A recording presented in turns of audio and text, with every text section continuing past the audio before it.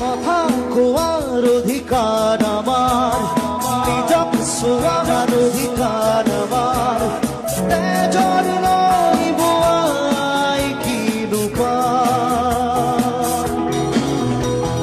নতুন গঢ়াৰ অধিকাৰ আমাৰ, আনক চোৱাৰ অধিকাৰ আমাৰ, চকু থাকিও কৰা কি হ'ব।